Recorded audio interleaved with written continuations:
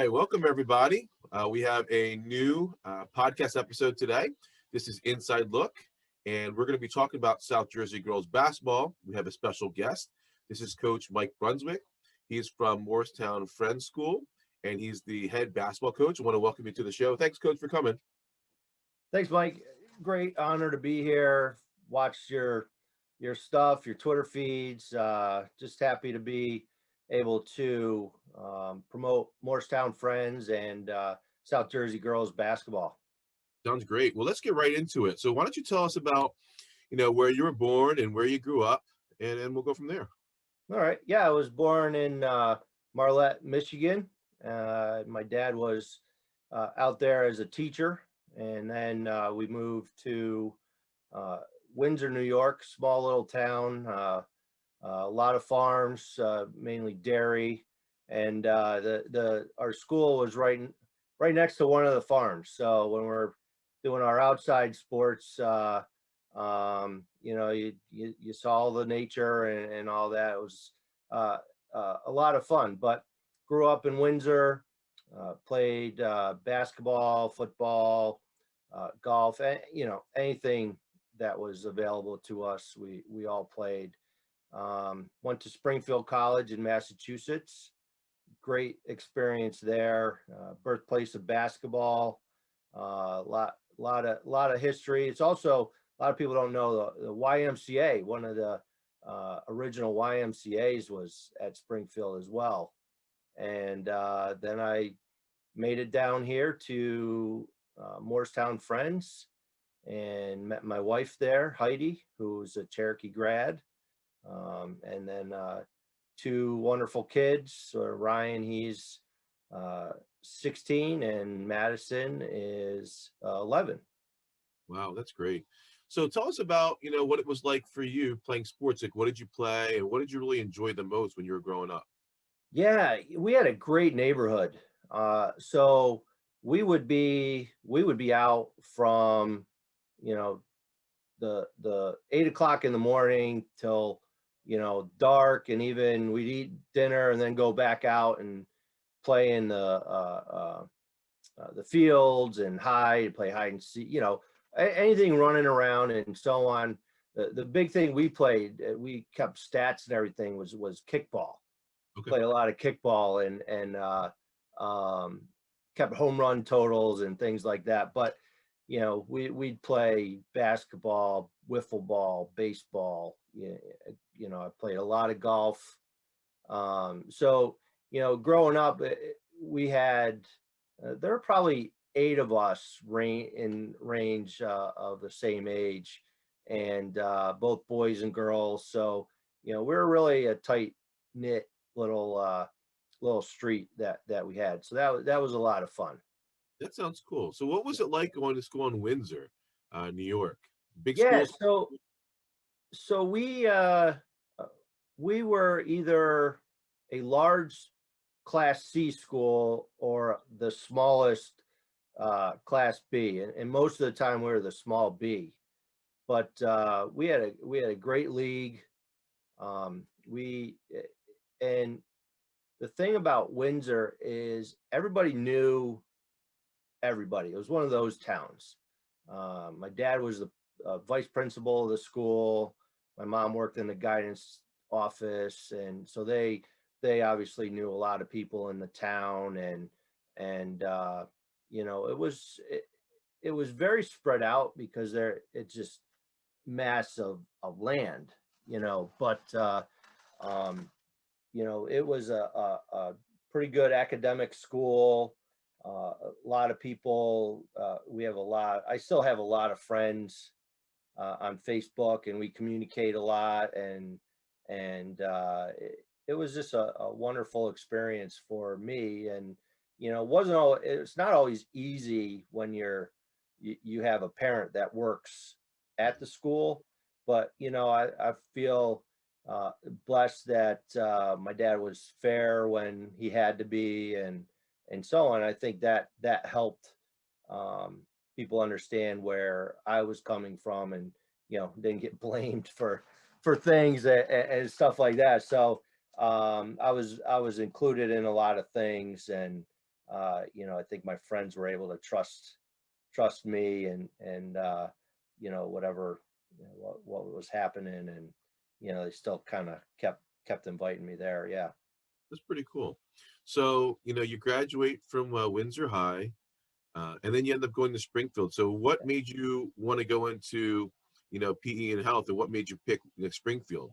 Yeah, so my dad he was a phys ed and health teacher, and I my aunts and uncles were in education, and it wasn't necessarily the first thing. I was actually looking at architecture, Okay. and then kind of looked at what was going to be needed. And at that time, architecture, the job market wasn't great for an architect. So then we took a trip during basketball every other year, um, to a tournament. And the one year we went to Springfield, Mass. And so my coach, he's like, well, why don't you take a look at this school? And when we have off time, you and your parents go and take a walk and schedule. And so then I went and I was like, wow, this is such a great place. And it is one of the best phys ed health schools, on the East Coast, let alone maybe the country. Um, but that's how it kind of happened, Wow, just that's by chance, really. so what made and I know you ended up going back to school for your master's. So what made you at what point did you decide you wanted to go for your master's? I think I always wanted to be an administrator to help. Uh, I just watched my dad and how he interacted with students and so on. I felt that was a good path for me, to be in the classroom, but then move to the next level and help in a different way. So I always kind of knew that I would be an administrator at some point. I think watching him in his roles, there was a time where he was an intern principal. He was also an intern superintendent while they were, but he always went back to being vice principal because you're more with the kids and their activities and so on. And that was the same thing for me when I went to be dean of students. I just kind of stayed in that role. I didn't feel the need to go be the upper school director or director of or move to, I always felt my place was dean of students and running student activities and having those informal uh, conversations with students. And so that's kind of, and Trenton was great, or College of New Jersey, I should say. Now my wife she's still at Trenton State. So but the College of New Jersey was great. It was a great curriculum. So I've been pretty blessed with my education and where I've been able to go and who I've been able to learn from and so on. Yeah, that's fantastic. So you got to tell me about this golf. So you're in college and you decide to play golf. So I mean, that must have been like the best thing ever. You go to class, you're doing your studies, and then you get to spend hours and hours and hours on the golf course. Right, right. Yeah, so my dad he was a pretty good golfer early on, when he was younger. But so he would take me and, I just putz around with, on the green. And then all of a sudden, I was spending days on the golf course, just playing and playing and playing. And I actually was looking, um, at East Stroudsburg was one, um, and they had a nice golf program. But so there was something about Springfield that in there, the where it was and what it had to offer, that was, and then golf was just a bonus. Yeah. Freshman, I saw the sign for the golf team and like, okay, let's go try out, and made it, and You know, the tournaments that you go to are fantastic. You get to play some amazing courses up in the Northeast. You know, we got to play out on the Cape. We got to play up at Williams College. Williams College probably has one of the greatest golf courses I've ever seen. You know, and yeah, so and Middlebury. So you did a lot of traveling and so on. But it was you're only going about 4 or 5 tournaments. Right. You know, but yeah, it's and then I came down here, joined the field club for a while, but you know, once as you know, once your kids start to grow and start doing activities, you don't have any time to, you know. So now I play like maybe twice a year, maybe 3. So hopefully soon we'll get back at it. You know, when the kids are all grown up and they're settled, that's when I find that you see a lot of people do the things that they really wanted to do, like as far Yeah. as hockey, stuff like that. You know, I know that you said that your father was a PE teacher. So what made you decide that that was the route for you to kind of become a teacher? So I think for me, I also had a lot of influence with my PE teachers as well. They were obviously Gary Vale was one of them, and he's in the Hall of Fame in New York State for coaching and basketball and so on. But he's done a lot for New York State athletics and so on. And he was one of my teachers, Jack Tomshow, Joe Costello, and Mike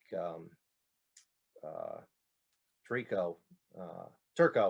The 4 of them were just amazing influences on my life. And, you know, I saw how they took phys ed, applied it to their coaching and their coaching into phys ed, and just kind of wanted to kind of emulate what they were doing. And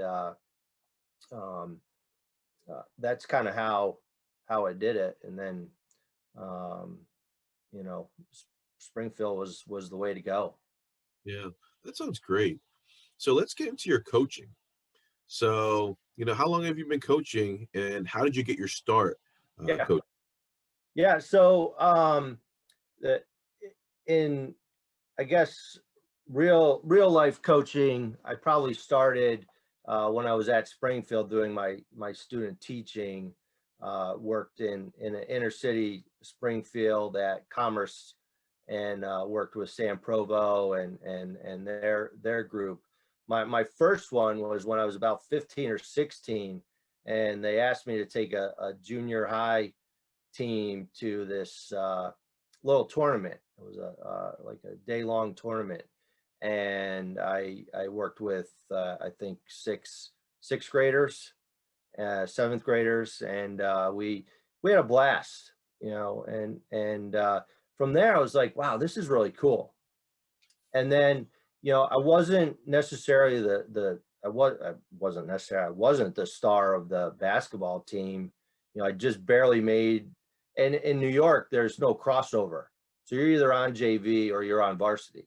Okay. You know, so there was no like floating. So I barely made the varsity as an 11th grader.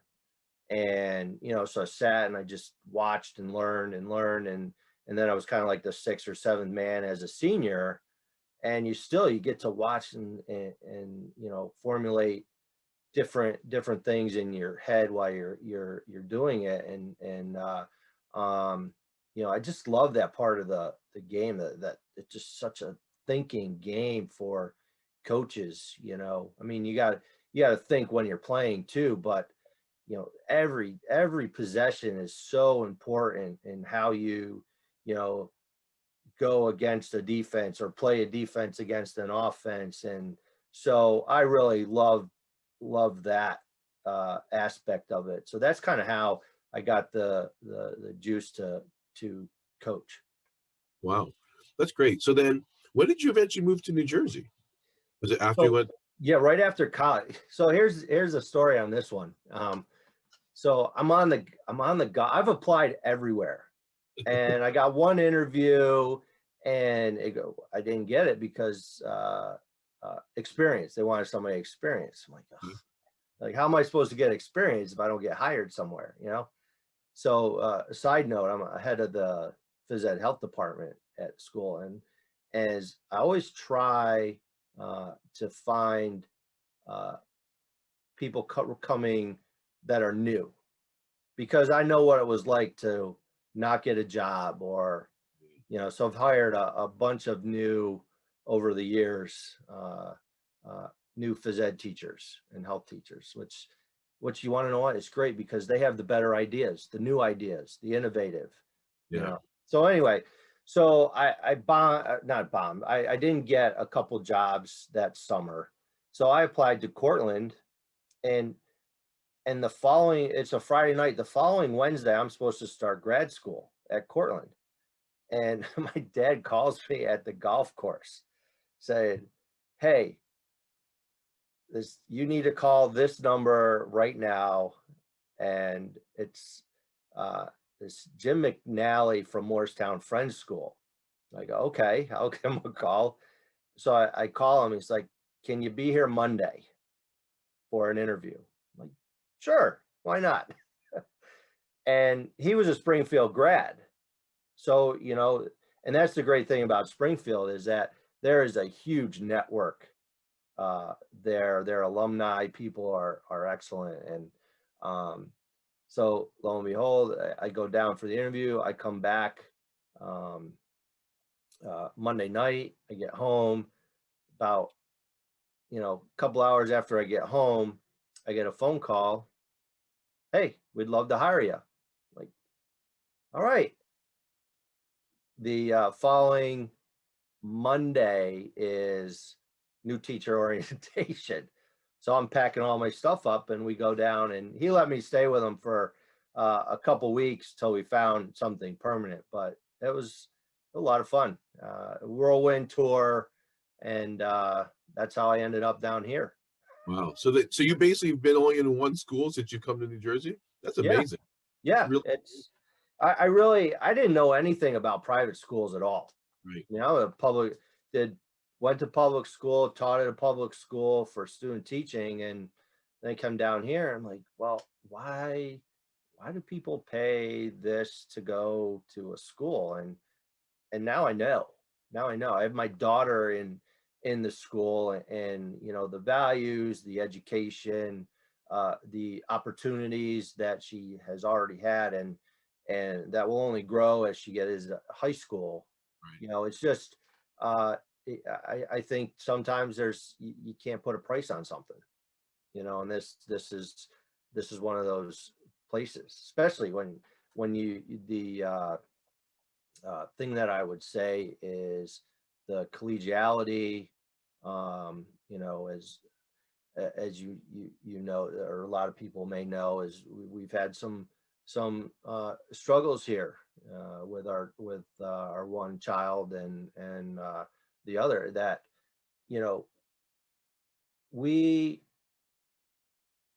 they're very understanding, whereas I think in probably most, you have to teach to the contract. You have to stay to the contract, because as much as they would love to help you out, if you help one, you have to help every, if I'm making any kind of sense at all, I think they were very generous with the help, and they're generous with as many people as they can. And I can't, I'm there 27 years, is my start of my 28th. So, you go to a place, you're not going to agree with everything, Right. but you end up understanding and appreciate the decisions that are made, and you contribute to that understanding and all the decisions that you can be a part of. And it's just it's a special place. And I mean, I've been through 3 heads of school, I think 6 upper school director, and each time there is a change, but it's still Moorestown Friends. The values are still there. The quality of the education is still there. And, you know, the camaraderie is still there. That's amazing. And I guess, you know, in your position, you probably get a chance to form relationships with students that are younger, you know, as you're teaching them gym. So now you already have a relationship, you know, and you actually understand these kids and you know them when they're ready to play basketball in high school, which is great. Yeah. You can actually build those skills in gym if you really wanted to, you know, so you have an extra advantage, Yeah. Right. which is fantastic. Yeah. Yeah. Talk about how you became a head coach, and what was the process there? Yeah. So I was a JV coach for I think 6 years, 5 years. And then the boys coach left, and I figured, all right, should get it, I would think. And AD at the time was like, just not ready. And in hindsight, you know, it was the best thing that ever happened, you know. But so they, you know, back in the day, I'm sure a lot of people that started early, there was a JV coach and a varsity coach. There were none of these assistant coaches, you know. And so they started making assistant varsity. So I started with Joe McAleer as assistant varsity coach, and then did 2 full years of that, and then kind of I would say we kind of co-ran his last year, and then took over the reins Wow. fully in 2001. Yeah. So you've had an opportunity to coach the boys, and now you have the opportunity to coach girls. So what are some like major differences, you know, in coaching boys and girls, or even just the boys game versus the girls game? Yeah. So what I would say is that um, the girls listen more. I Okay. would say I would say have less of an ego when it comes to. I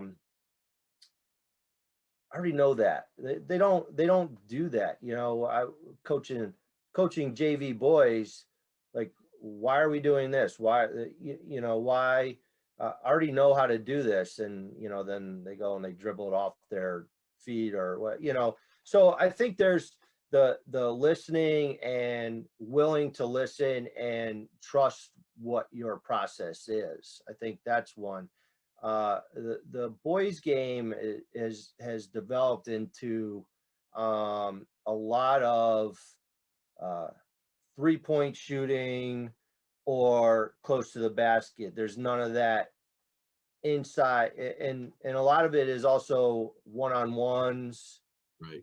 You know, especially it emulates I think the NBA a lot.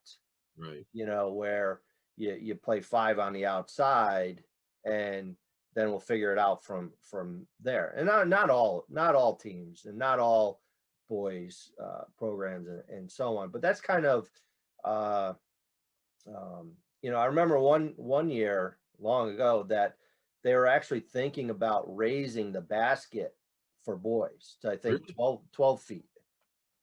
There was um, so much going on at the basket and so on. They wanted more of that mid range and working the ball around and so on. So, you know, in a way, it's kind of like, I wonder how that would have changed the boys game. But anyway, the girls game is so beautiful to watch. Yeah. You know, it's screening, it's movement, it's all of that. It's boxing out, it's good defense, and fundamental basketball. I love fundamental basketball to watch. And it- you know, and you look at middle school, high school, college, and WNBA, and it's consistent across from start to finish. Right. And it's also a great way for you know, my daughter, we sit and we'll watch games here and there, you know, when I make her most of the time. But, you know, she'd rather be talking to her friends and so on. But I just, it just, it, I think is more pure game. Yeah, I definitely think so. It's definitely fun to watch. You know, you can learn a lot from watching the girls, you know, and I think the girls game shows what basketball was intended to be when it was first created. And I think that the boys game now has been morphed. I mean, I just can't watch the NBA because I feel like there's no defense in my opinion. And the reason why I think that is because you have 24 seconds, you're getting the ball back. Yeah. So people are doing whatever they can because you know they're getting the ball back in 24 seconds. So they're, you know, I mean, some of these guys are shooting balls and they're just crossing over half court. I mean, this is ridiculous shots. Like you said, a lot of isolation. You know, your teammates aren't getting involved. They're not even moving the ball half the time. Where the girls, you know, they have more traditional positions, a lot of screens, a lot of cuts, a lot of ball movement. Even on defense, I mean, you see a lot of, you know, help defense, different variations of, you know, man or, you know, zone, and it's just exciting. Yep. Um, and I think the thing is too is like the skill level in girls is tighter.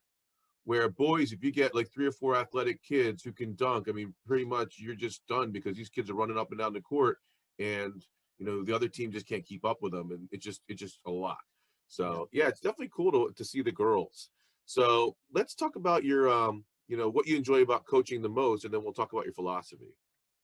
Yeah, I love the one thing I've loved over the years are just the relationships that I've been able to build, not only for with the girls on the teams or the boys that I've coached, but parents. You know, most of the parents have been really supportive and continue to show up to games even when they don't have any daughters, or they keep watching out on social media and so on. I think that's one of the greatest things that I like year in and year out, and you know it's fun. Most, I would say, probably, although it's becoming more and more common that freshmen do make varsity teams and so on. But there was a time where you wouldn't see that. So, you know, at Moorestown Friends, if because we're so small, you were taking the best athletes, the best player. You couldn't afford to have them at JV uh, learning fundamentals Right. or waiting a year. You know, you had to throw them in right away, and to see them go from their first day at practice ever to graduating as a senior, I think those are some great times too, just to be like, remember where you came from? You know, you're scared of the seniors, you're probably scared of me, and you know, but that that is probably another great thing, and you know, just, you know, doing things like this, being able to talk basketball with somebody that's not in the Moorestown Friends community but loves girls basketball, meeting other coaches and just hanging out and you know, just talking basketball, just great stuff. Yeah, that's, I mean, that's why I love it, honestly. I mean, I'm getting into what my kids enjoy. So I'll be definitely disappointed, you know, when my kids are done playing or if they ever decide they don't want to play anymore. But to me, I met so many nice people. I mean, other parents, other players, and it's just nice to see, you know, other kids that even you play against succeed. Like, Hmm. you know, talk about Bella later, but you know, I love, you know, reading about Bella, you know, at Villanova. To me, that's fantastic. I mean, it gives our girls hope, but it's good for the community of basketball in South Jersey because it's showing that we have girls that are going to compete at the next level. So this is just fantastic. Yep. What's your what are your some of the things that you think about and you talk about with your players as far as your coaching philosophy? Like, what do you try to stress? What's important? Yeah, I think the one thing that I stress is communication. That's the first thing is, don't hide, that you have to, I don't know, go to a dentist appointment and then tell me three minutes before I've already planned practice. Just all I want you to do is communicate with me. You know, yeah, I said, I may not be happy with it, but okay, you communicate with me, we'll get through it, and so on. So I think communication is one of my biggest things. I go and I do tell them that I'm blunt. You will always know where you stand. And I, growing up and even in the teaching world and so on, I never liked to not to have to guess where was I right, was I wrong, somewhere in the middle, am I doing well, am I not? So I'm periodically meeting with players, and this is where you are. These are the people you're competing against if you want to get to the next level, get more time or whatever. So I tell them up front that I'm pretty blunt and let you know exactly where you're standing and in on the team is. I think also what I would say is that um, we work hard, and that's if you're not going to work hard, then you're pulling other people down. We're not getting the best out of you. We're not getting the best out of the team. And how can we develop uh, into a great good team if we're not putting our best foot forward? So those are some of the things that I really try to preach in terms of what I expect out of uh, the girls and myself. Um, and I would say I have to be organized. So I have a practice plan. Some coaches can just think it up as they go, or they have it. Everything's written down for me by basically by the minute. It's like 8 minutes here, then a 2 minute water break or a 3 minute water break, and then another drill, and then this, and then that, and because if I had to do that, we only get about an hour and a half of practice on a normal year. This year we get about an hour and 15 minutes of gym time, and then we got a split. So there's no uh, hanging out after practice or extending it. So I got to kind of be tedious about our drills and our workouts and so on, because I don't have the luxury of 2.5 hours except on a Saturday. We just don't have the gym space, and everybody comes from far. Right. So I would say those are some of the things that I try to work on. Yeah. All right. So let's get into maybe the program history. So tell us about, what Moorestown Friends basketball is all about. Yeah. So when I first got there, the girls program and the boys really were doing well. Um, they had this girl, Jessica McNeil, who was excellent. I think she went to St. Mary's to play college. Um, and the boys had Brian Turner, who ended up going to Davidson and then coming back to Rutgers Camden. And he's doing. I still keep in touch with him. Uh, there's we he he's very very good player, and I always joke with him because another teacher at school, we took, I think he might have been a sophomore or a freshman, I don't know, but he was way above our skill level, as a 15-year-old. And we took him and his buddy on, and Steve and I beat them, and we retired after that playing him. So I always make sure that he knows that we're undefeated against him. And he so that's, a little fun story about kind of our relationships that we build that we can still have, 20 some odd years later. He's a lawyer in Camden doing great things, and his buddy is I think head of the union in the teachers union. I know he teaches social studies, but anyway, so then they were still doing well, and then when I took over, it still was we had made the playoffs a few years in a row, but then the Friends League got to where it is now, and we don't go out looking for players. We get what we get, and we competed we competed fairly well in this area. We would play with only playing 8 league games. We have to go out and find games, so we can't really be picky about who we're playing either. We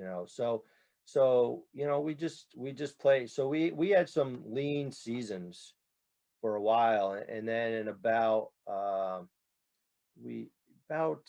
2011, 12, somewhere in there, we started to get back to 500, and it just takes a while to build a program over, for players and parents to buy into.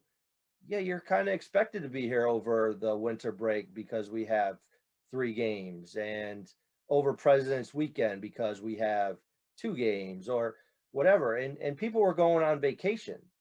So we might win our opening game, but then it takes 3 weeks to get back in shape because 3 people, 2 of them starters, or, first couple off the bench, when they're out of shape, they haven't played basketball, and, they go on vacation, and so on. So you got to rebuild that. And then by that time, it's the middle of February. So it was tough for the first bunch of years to get people to buy into that culture of committing to basketball from, November to March. And once we started doing that, we got back to 500. We were starting to beat a few teams that maybe we shouldn't have. And then 2014, I'm trying to think when Alyssa and Charlotte and that crew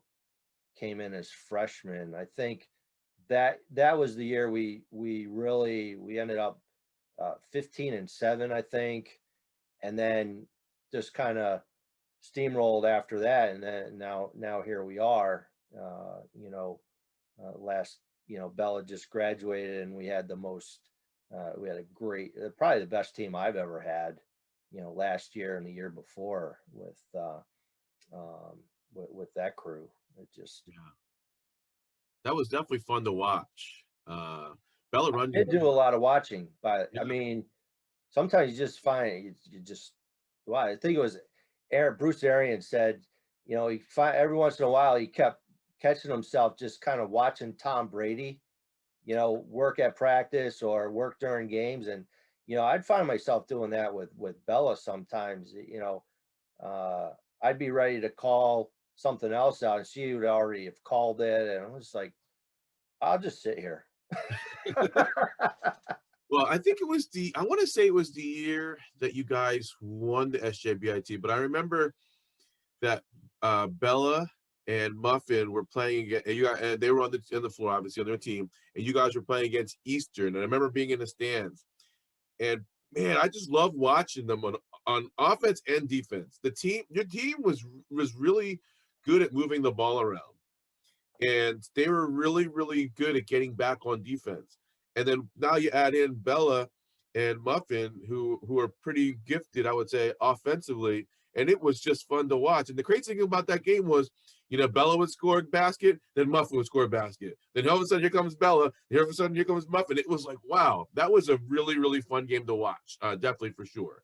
And I mean, they're just some great kids, great kids, and just a great, unbelievable season for sure. Yeah, and Bella she has this just it seems like she can just will a game to win. Yeah. It's like, and that was one of them because we were down. We were not playing well in that game, and all of a sudden it was kind of, well, all right, I guess I'm just going to take over and will this game, and then we'll go to the finals. And that's what happened. And the funny thing is, if you were not there, that's exactly what happened. Yeah. I remember just sitting there going, these girls are just taking it on their back and they're just going to go. I couldn't tell if, and it was watching, I'm like, are they in a competition with each other, or are they just trying to get this team to win? And because it was funny, because I'm telling you, it was like one would score, the other would score. Yeah. One would score, the other would score. I'm like, wow, this is great. I think if I had to guess, I think Bella must have finished up with like 28 or 26, and then I think Muffin was just 2 points under that. And I was like, wow, this is amazing. But I mean, that's what they did, what it needed to be until to get them to the finals. Now, tell us about the finals that year. That was it was it was Clearview was excellent. Oh yeah. And for us to do what we did to them was we almost played a flawless game. Where that, I mean, Bella was and Muffin and Sarah, those were the three that always took on the main offensive pieces. But in that game, it seemed like the basket was twice its size, and we were getting scoring from everybody. And I just think it was the end of the half or the quarter that I think Bella runs down a loose ball and grabs it, passes it to I think it was Ronnie or Blythe, and she basically saved it from going out of bounds and made the layup at the end there, and it was just, we were running on all cylinder. The press was working, defense, we knew that Bella Seidel was one of their best players, and I think what helped was Bella Runyon knew her very well and her tendencies, but then we also we boxed out well. We just played and just had, it was a amazing run for us, and it wasn't easy. We just hung on against Eastern, and Haddon Heights was not an easy game for our second round, and so yeah, it's I love being a part of that, the South Jersey Invitational. Mike asked me to be on the board a couple years ago, and I do. The great thing about this year is I can sit and watch the Daytona 500 live on Sunday, but I do miss being there Friday, Saturday, Sunday from 8 in the morning till 10 at night, just watching girls basketball. Yeah, it's fun, and it's like, you go through this thing now, and actually what I do when I come home from work is I turn on YouTube and I try to find out whatever team's playing. It doesn't even matter. Like, instead of me scrolling through TV and supporting them, I'd rather watch the basketball. And the SJBIT for me, I think, really kind of got my own kids excited about playing. They got to see different teams, and it was like a fun atmosphere. Everybody's yelling and cheering. And as the day got later and the games got a little bit more more significance, I mean, I think it was just amazing because you have people from both teams come and they pack the gym, and that's just something that's great. I mean, my goal is I would like to get Mike on and talk about the history of SJBIT, talk about different teams, different players, like different games that stand out, because I think a lot of people, unless you're in high school, they don't know about the SJBIT. Right. There's a lot of people that really are missing really awesome quality basketball, because I think that the committee does a nice job of matching up games. It's very rare that there's blowouts. Right. They're usually very competitive, at least until the very, very end. Even if it's, if there's one team that's stronger than the other, I mean, the games are really, really well played. And it's just a fun environment to be in. Everybody's smiling, everybody's, very friendly. And it's a great gym to be in. If you're going to be in a gym all day, Yeah. it's the perfect spot to be in. So, we can't wait for next year, which is really going to be a lot of fun.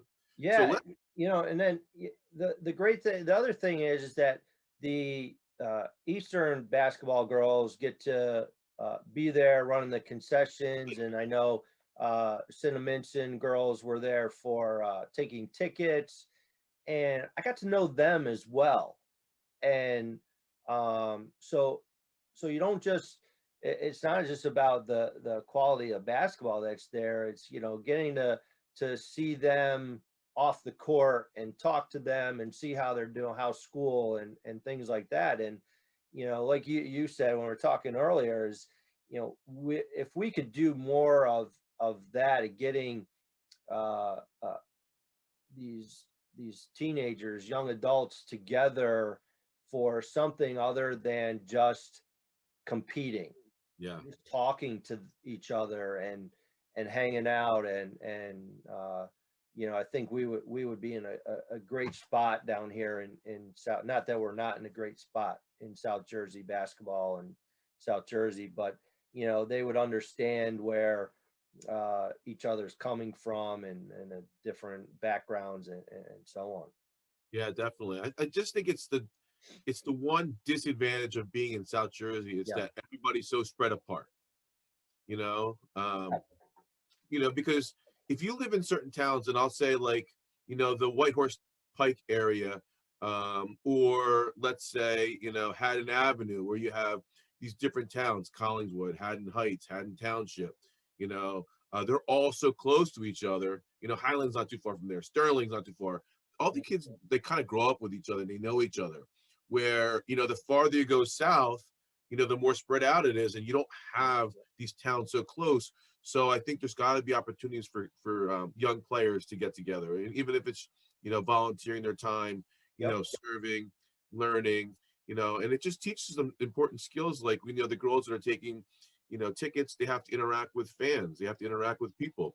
So it's teaching them customer service. Same thing with the girls that are running the concession stands. This is just everyday stuff that they're going to need in the real world, and you're able to provide it in a basketball atmosphere. And I think it's important. So, and when they're on their equipment so often, whether it's a phone, an iPad, computer, they're losing that special skill of people skills, and I think we do at Moorestown. I know there are other schools that have service requirements and so on, and I think that's important because that gets them out there, and they got to put their phone down, and they got to work, and they have to interact with other people and strategize and figure out what's going on and so on. So the more and more we can get them off their media and phones and things like that, I think we can kind of turn this thing around that people are just kind of self-isolating. I'm hoping that because everybody's been so isolated, that there's going to be a desire for people to be more social and be more interactive with other people, other kids, other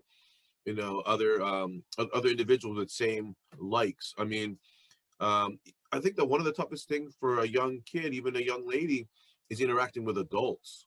I remember when I was a kid, I'd always ask my dad, "Hey Dad, can we get pizza?" And my dad would always say, "We can order pizza as long as you ordered it." Oh, I don't want pizza anymore. Because I was afraid to call on the phone. He's like, "What do you mean?" I'm like, "I don't want pizza." He's like, "All you gotta do is call." So eventually he's like, "Come on, just call." So, eventually I would call, and back then it was Little Caesars, and I would be like, I want to order pizza. What's your name? And I would be scared. But pretty soon, since I called them every week, I got comfortable and I got used to it.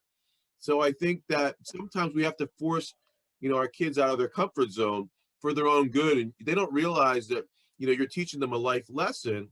And I didn't realize it at the time, but, it was something that was so small, but it made a big difference in my life because I didn't realize, like, hey, I could talk to adults. Like, this isn't so bad. Nobody's going to yell at me on the phone. I mean, all I do is I call them, I talk to them, I communicate with them, I interact with them, and it was for the better. So Yeah. definitely, for sure. So let's talk a little bit about last year, and then let's get into what's going on with COVID as far as your team. So, Yeah. I mean, we talked about SJBIT, but let's talk about some of the games that you had last year, and what was exciting about last year. Yeah, so we started off great. Beat a really good West Hampton Tech team at home opening night, and we're feeling pretty good after that win. And then all of a sudden, we go into play at Cherokee and Washington Township at Cherokee for that little showcase, Yeah.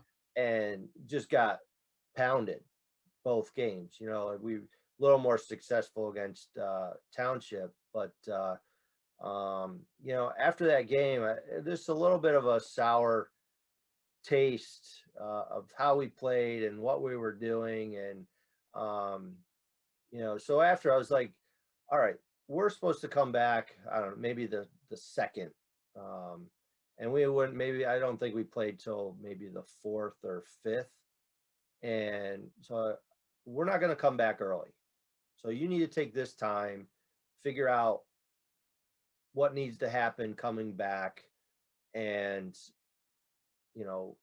and I'm thinking to myself, I need to look at myself as well. Yeah. What do I need to adjust, and so on. And I think what happened is we had a good season, another good season the year before that, and we had everybody back. So why would anything be different? And so I kind of looked, I was like, well, maybe we're kind of resting on last year, and we're just kind of, all right, people know who we are, so now we'll go out and we'll beat them and compete, and so on. And I think everybody kind of came to the same conclusion, and we came back and we had two great practices in a row. It's like, okay, all right, we're back. And then we beat Westtown, who ended up being the league, and they're amazing. They are just amazing players. And I don't think, and why should they? People understand how good the Friends League is, and that's a top tier. I would love, and a lot of times they go and they play in that shore shootout over winter break, and they end up winning both their games down there. Whether it's Abington, Friends Central have gone down there. I think Germantown Friends has gone down there. So we just because it's a Quaker school, the Quaker School League, and a private school league doesn't mean that it's some high competition. And they're playing some of those private schools from North Jersey, the Stewarts, the Princeton Day, Hun, things like Petty, and doing well. But anyway, so we beat them, and that was just a great win for us. And then we go and we run the table, in the Friends League, which it doesn't happen too often that teams do that, because there's definitely a what I would consider a top and a bottom, and we've been in that middle. There's usually two or three teams that are always 4, 5, and 6, and we're always fighting for that. In the last couple of years, we actually were able to kind of break that top tier, and so for us, and then we beat. I think then we went to Stewart Day, and they're excellent. They had size. They had, Muffin was out that game, which which absolutely hurt us. And that was one of Sarah's first games from coming back from trans. So we didn't do well there. Let's just leave it at that. And then we come back and play Shipley in the semifinals and beat them. And then we get a chance to go and play at LaSalle University. Wow. I mean, how many high school kids can say, hey, we got to play a championship game at LaSalle, and they just, it's an excellent venue. The people there are so nice. And what's great about it, except, if we're not playing it, we're usually playing in a game on that is opposite the championship game. So we can't go and watch, but a lot of the Friends League, they come and they watch and they support. They just want to support the league. And then, the other piece is they get in because usually the Westtown boys are playing after, and so they get to see all their NBA prospect players play. But the Friends League, we lost, and I think if I look back, that's the one mistake, because I always want to give the girls a sense of ownership of what they're doing,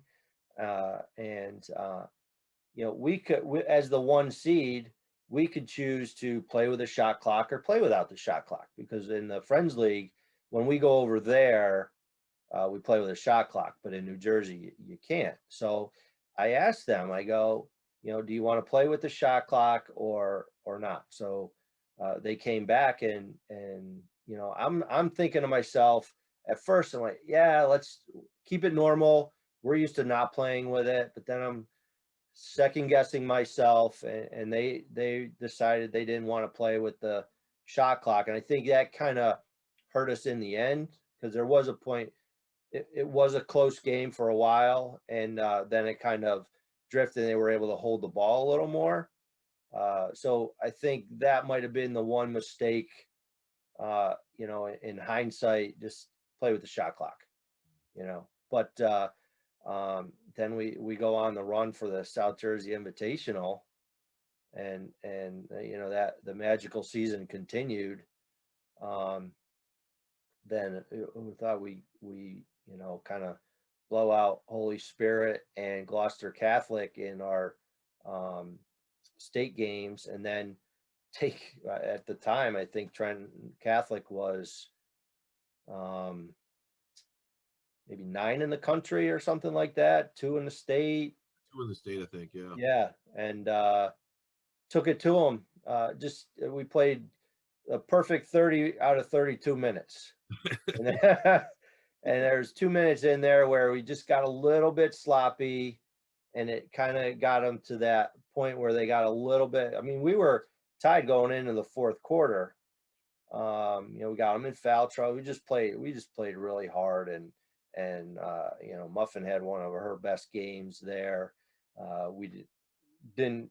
The free throw line killed us, and that's what in the end really helped them, because at the end of the game they made their free throws, and when you play the foul game, if they're making free throws, it's over. So, but it was an amazing year that I'll always remember.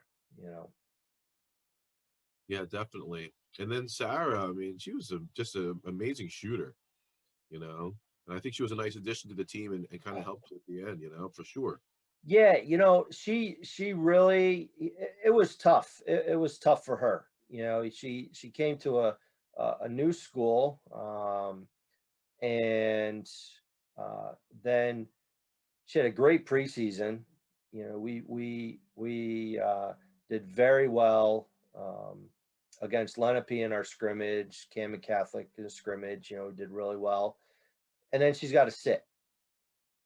So we go through that run, and then she during that time she was excellent. She was one of our biggest cheerleaders on there. She was so positive about playing on the scout team, and you know, if she came and she started to pout and just sit there, you know, I don't know if we would have done as well as we did, because as she's doing that, she's also learning what, you know, kind of the culture of the program and so on. And then, you know, she steps in and you know, there were a uh few moments where I think that Muffin and Bell were so accustomed to each other that was like, well, how do we get this third person involved in it? So, you know, I think there were a couple times where too much passing or not enough passing, but then, you know, after a few games that kind of ironed itself out and so on. And you know, you got three players like Bella, Muffin, and Sarah. You're doing pretty well, and our supporting cast was just you know, amazing. They, you know, we'd have injuries and somebody is next player up has big games. Like, all right, all these interchangeable parts, and that's the worst part, I guess, about this year. We'll talk about it. Is I feel for those seniors that, you know, got little glimpses last year because we've been so um, uh, the same players that have been here for a long time. They haven't been able to crack it, and this year would have been able to crack the starting lineup and play a lot, and then all of a sudden, all that hard work for 3 years is over. Yeah, Yeah. definitely. Well, let's talk about that. So, you know, one of the reasons why I reached out to you in particular is because I thought it would be an interesting to share with, you know, everybody, because you have a different story to tell as far as the season. You know, everybody else is doing 15 games, you know, Yeah. all these different, you know, obviously modifications. You have to make modifications, but I mean, you're basically not playing competitive games outside of your school is what I imagine. So why don't you tell us about, you know, how things are set up this year and what you're doing for the players?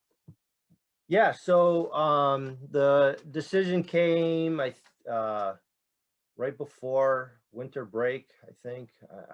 It's tough to recall that, but we had a coaches meeting, winter coaches meeting, saying that there's going to be no games and you're just going to practice. Like, what? You know, so obviously, uh, as a coach, you're not happy with that decision. You know, you're like, what do you mean? Everybody, there are a lot of teams that are, you know, give us a chance and so on. But you have to, you know, as I said before, is I don't think you always have to agree with decisions, but understand and then uh,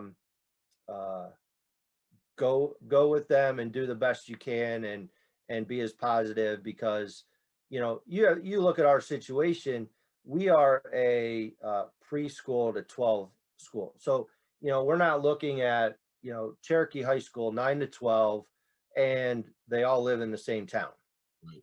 You know, we have to look at preschool to 12 and they're coming from all over South Jersey.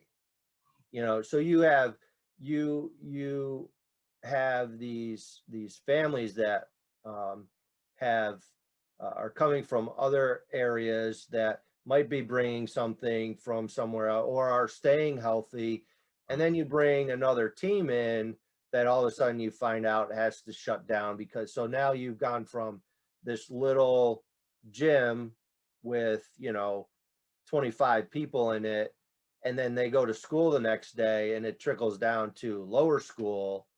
And then, so, you know, it took some time for me to, um, you know, I mean, I always understood and, you know, whatever, but it took some time for me to really get past the fact that we weren't going to be playing games, and, you know, that, you know, let's make this the best opportunity for these girls to learn basketball, still be with each other and practice and be able to have fun together and, you know, continue that kind of family bond that we have. And you know, I think it really just took the break for me just to kind of calm down and so on. And you know, I appreciate these things aren't, especially at our school, are not taken lightly, and they are not kind of, they don't shoot off the hip on decision making. There's always, it's very long, there's many discussions and so on. So, you know, and I understand, but it's the original shock of, what, we're not playing game. Well, what's the point, you know, of, you know, so getting back into that frame of mind as, who is this for? Is this for me, or is it for the kids? You know, and it's always for the kids and the players and so on. So, you know, so instead of practicing 6 days a week and, you know, for an hour and a half, and because we do have remote students as well, so everything starts at 3:45 instead of 3:30, and ends at 5. So we lose 15 minutes every practice, you know. But they're kids that come in that are at school that day, they come in and they're already shooting and warming up and things like that. But, you know, so what do we do? You know, it's, well, we don't have to watch film. You know, that's saved that's saved me some time this year. I will say that I've been able to spend a lot of time with the family this basketball season. And yeah, you know, but I do miss, you know, I do miss just watching and trying to strategize and looking at people and players and so on. But so how are we going to make this the best season for the circumstances? And so every year I do an Olympic game. You know, they all, and it's just the varsity because we have more time to, you know, I don't want to take away from it. JV just practices Monday through Friday, and they only practice for about an hour and a half. And every once in a while we can squeeze out an extra half hour. So we do that. But this year I added the JV to it. So they had to pick, I don't want to say obscure countries, but out of the mainstream, like USA or Japan or England. So I think we have Madagascar this year. I'm trying to think of what's that? I can't remember off the top of it, but you know, you see where I'm going with that. And last year I think somebody did the Isle of Man. So, you know, they research, they try, you know, so it's like, oh, this looks like a good one. And that's how we get it. And so we have 4 seniors and we have 4 teams. So I put the 4 seniors together so that they can, you know, do as much as they can together. And so, you know, we'll have 3-on-3. I do basketball, golf, you know, various shots at different baskets, and we have an around the world tournament and free throw tournament and so on. So a lot of different, it's I kill them. They do the team suicide, and so, you know, so one person goes and then they tag, and the next person goes, and so you know your total time, and you know, if you miss a line, you add 5 seconds and to your time. So it's pretty competitive. Yeah. It sounds like you're using a lot of your PE background. Yeah. It's really making it fun for the kids. So I bet they're enjoying themselves, you know, which is great. It's awesome. Yeah. So I got some medals for them this year. I played the Olympic theme as we came to the first Olympic day, and so yeah, and you know, we're playing music, but we're also doing basketball. We're doing a lot of skill work. We have a bunch of young players, and so we're putting in our offenses, our defenses, terminology. So there's a lot of that too, and you know, we're doing an inter squad regular practice scrimmaging. And then what's been nice is Danielle was our athletic director, had got 3 scrimmages with officials. So we've already had 2, and the 22nd we have our last one, and that'll be live stream for parents and anybody else who wants to watch. So they get a little bit, and they've been pretty competitive, so it's not just, oh my God, here we go, it's a scrimmage. And we're actually seeing there's 2 or 3 of the freshmen that were like, wow, they've gotten better, and 2 of them are fast. They just need to, the game needs to catch up with their feet. They're just I'm gonna say, wow, did she just move past that person like that? And so we have some speed coming.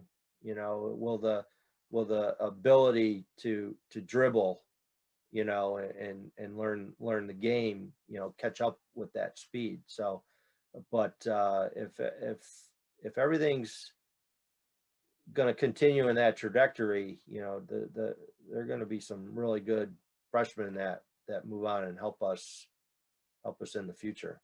Yeah, that's fantastic. I know we're getting to the end of the interview, but what would you say are some of the keys of your success for your team going forward, knowing that you're building for the future? You're going to, obviously, these 4 seniors will have their last live inter-scrimmage with your team, which will be a great way to celebrate them.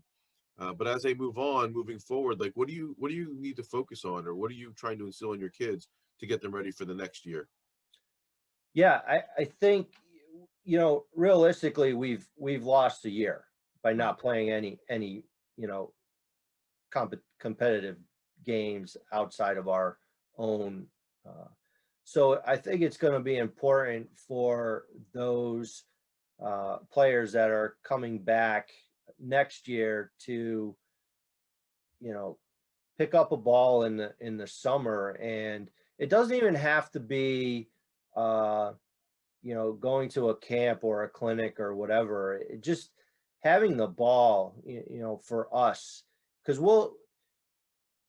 we get the athletes for the most part. They're soccer players, they're lacrosse players, and then they play basketball in the middle. Every year we get maybe one that is a year-round basketball player. But I will say I've been lucky. I think except for one of my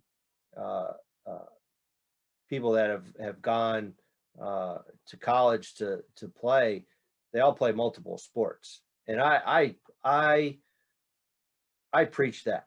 I was a multiple sport athlete. You take from other sports when you're doing things, and it keeps you healthy, it keeps you active, keeps you out of trouble. And I tell them, you go do what you need to do, but once November, whatever hits, it's basketball. And that's, it's a fine line when it's either the second or third sport that they choose, that you don't overkill. Because I know a lot of people do a lot of summer programs and things like that. But if, I always offer it, and there's a couple people that'll take to it, but not enough to make it, consistent. So, I want them when it's my time. I don't want to burn out and be like, oh my God, here we go, now it's the real season. So I think I get their attention more for that time, if they're not doing it when they're only doing it because they feel they have to do it. Right. And so I think that's one thing that they need to do, is just have the ball with them, shooting if they can, sitting on the couch and just form shooting. I remember doing that, when I was younger. Just have a basketball, I'd be watching something on TV, is probably some sort of sport, and just form shooting. I'm laying on the couch. They all look at me like I'm crazy when I tell them that. Like, well, it's not hard. You just throw it up, finish. And, that's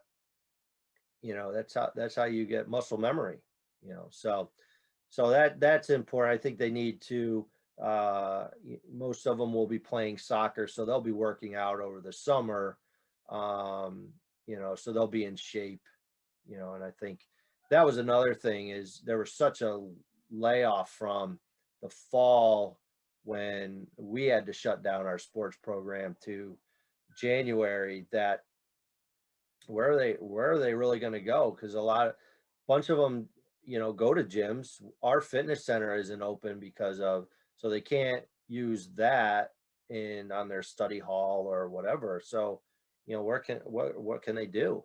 And so, getting in shape, getting in game shape, and so on. So those are some of the things that they really do need to do, and the ones that are playing year round, they'll continue to just work out and do better and so on. So, getting to the end, and this is typically where I would ask coaches, what can we do to grow South Jersey girls basketball? So do you have some ideas that maybe what we can incorporate and start working on in the future? Yeah, I think it's important that these types of things we talked about, the phenomenal job that you do talking to various, from the top of South Jersey to the bottom of South Jersey in terms of like Wild or Cape May to I don't know, Bordentown or whatever they consider South Jersey here. If you're in non-public, they consider Rutgers Prep South Jersey, but Right. I don't know how they get that. Or some of those, what is it? Marist is over by Staten Island, I think.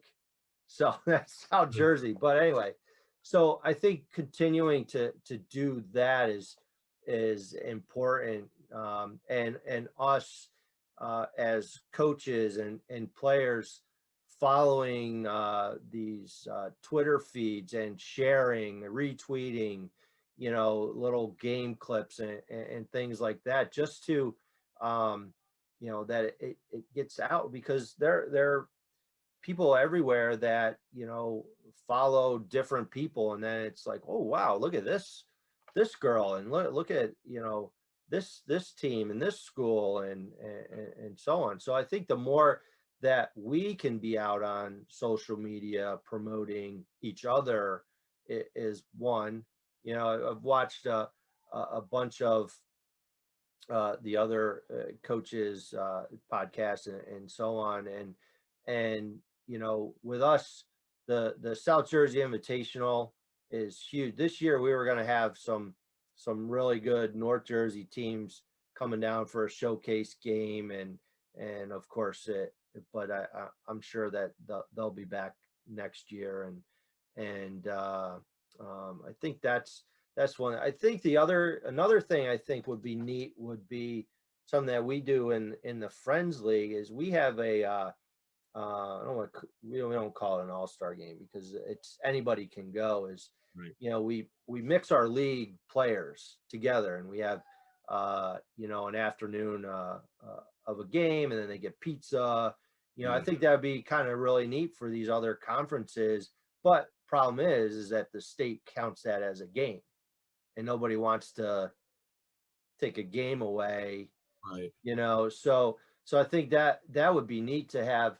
You find two or three players from your school that it doesn't have to be your star. It could be seniors that don't play a lot or whatever, but they go to the game and get to interact with your competition as friends.